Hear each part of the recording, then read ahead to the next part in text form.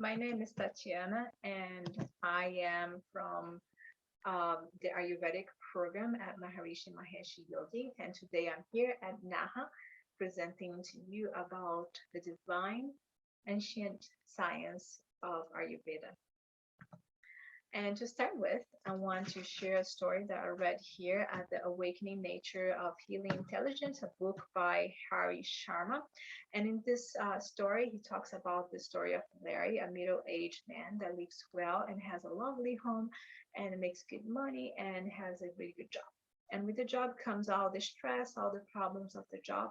He starts to feel that something is not right with him, and he goes to a doctor. The doctor cannot identify anything and cannot diagnose because it's not a disease yet. So then the doctor only gives him acid reflux medication to take back home.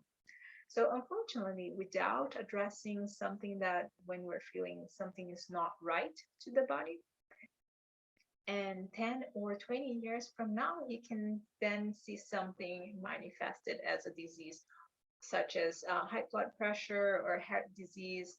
And on the other side, a doctor in Ayurveda or even a practitioner of Ayurveda can check the pulse and check for imbalances and then intervene with pacifying measures, bringing awareness, balance, and harmony to the body. According to Sharma, um, Ayurveda addresses the root with more benefits than just the opposing allopathic medicine that only fix broken parts and giving a short-term benefits. So the science of Ayurveda explains that there are six stages of developing a disease, and the first one is accumulation, the second is aggravation, and the third one, disseminations. The fourth one is localization, and the fifth one, manifestation. The sixth one is disruption. Allopathic medicine cannot diagnose a disease until it has progressed enough to the fifth or the sixth stage. So Sharma explains that it's not really the doctor that heals the person, it's that intelligence within that gets enlivened and it heals the person. So it's the body that heals and not the doctor. So Ayus means life and Veda means knowledge. So Ayurveda is a science of life. And for those that don't know, that have never heard about Ayurveda, it's a divine and ancient science that dates back 5,000 years back and treats the body as a whole, treat many areas of the body.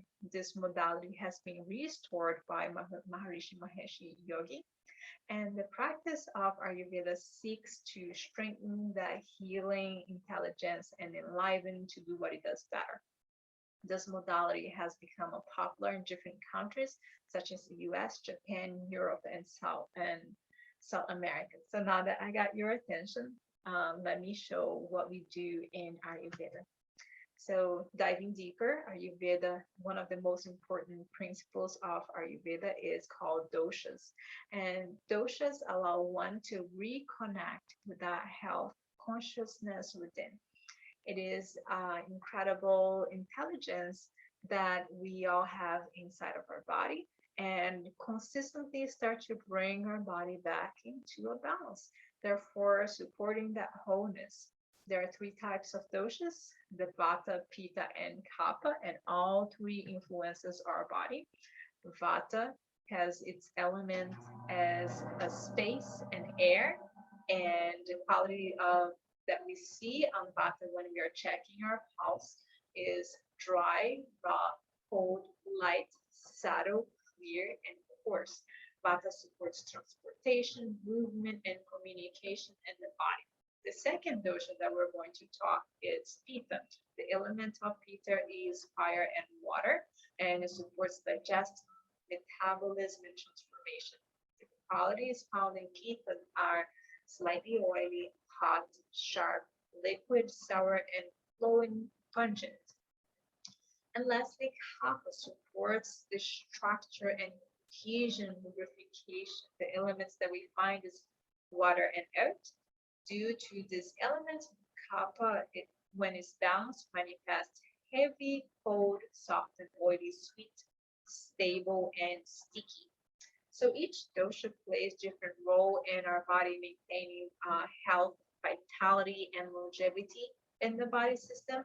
To have that picture in our mind, I want you to imagine how the air, space, water, fire, and the environment interact around us. We see that in the winter, the leaves get dry, and we see in the spring everything is flowered, right? So our body works in the same way. So the doshas help us to maintain the body balance, and we can use that intelligence when we're reading the pulse and detect imbalances and the cause of the imbalance. And then we can then take a step to maintain the health and restore health. Uh, First, we become aware of what is happening on the inner world and allowing us to reconnect with our body and mind and through consciousness, and then um, perceiving the imbalance that is blocking the flow of life force energy or our prana. And as a result, one becomes aware to that imbalance. The one can take steps to create that balance and bring back to harmony in different ways. So externally by making changes in the lifestyle, and internally by just bringing awareness, bringing the attention, and working on bringing that dosha pacifying food and exercises and lifestyle. By supporting our body with for each doshas, we are creating a subtle substance that is called ojas. And ojas, when the body manifests ojas, the optimal health, it also expresses what is called somas, which it allows us to reconnect that pure consciousness within us and supportly that completely wholeness that we are looking for in a holistic health. So Ayurveda cares for our body multidimensionally. And we use herbs, lifestyle, sleep, and nutrition, and the environment around us to create harmonies within. And one way that we can check that is by taking your pulse. So if you identify yourself as a woman, you take the left pulse. If you identify as a man, you take the right pulse. So I am a woman. I'm gonna use my right hands, and my index finger it takes the Vata, the middle finger takes Pitta, and the ring finger takes Vata. And the way that you find yourself nice and comfortably and cross the legs, bring the hands away from the torso, and you're gonna find that radial artery.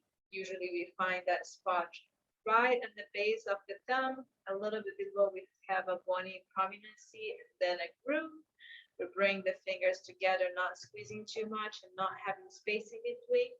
And then we find the surface pulse, and we can check Vata, Pitta, and Kapha right here. We also can check the deep pulse by going a little bit deeper, pressing a little bit harder until we find there's no pulse, and then releasing a little bit.